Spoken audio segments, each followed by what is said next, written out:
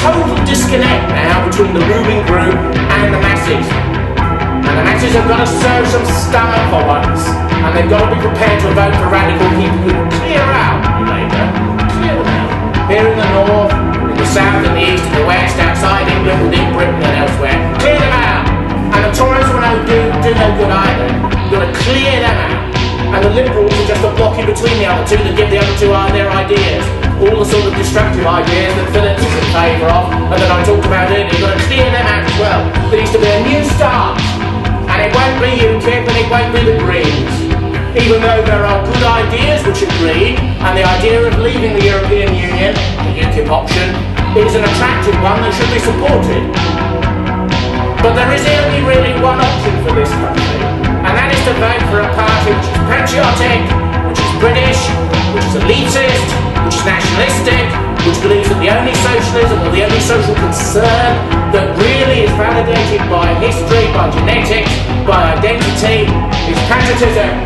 Patriotism is the only thing that ties people together within a group in their difference. It aligns people together. It can overcome the breaches and divisions of class within our society. The blue of social conservatism, opposed in shorthand to everything UAF says that they stand for. The red of socio-economic concern, particularly for people at the bottom of the prior economic pyramid. The Tories have no concern about such people at all. The conservative definition of patriotism excludes half the population from the very beginning.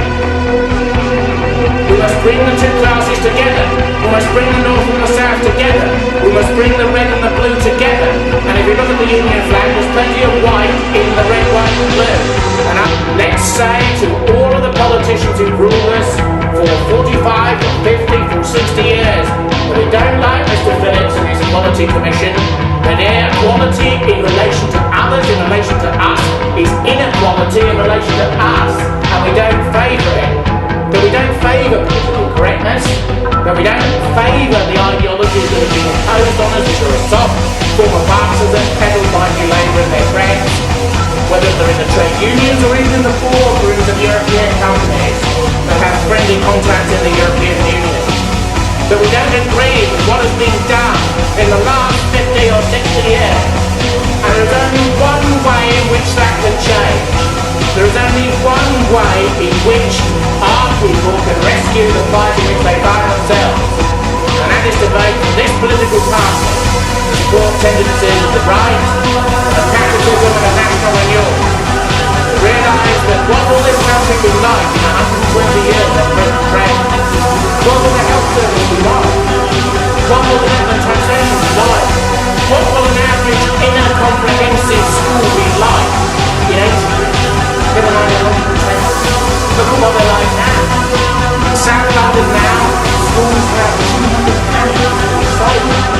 schools have metal detectors to take the precautions, the noise and the guns of the students before they go in. And that's before they've even gone in. But as we're told, GCSE and other standards rise of every year. The standards go up, but they can't read and write, and there isn't a job to them to go to. And when they emerge from these pits, they end up talking like Jamaican gangsters on imported US television programs.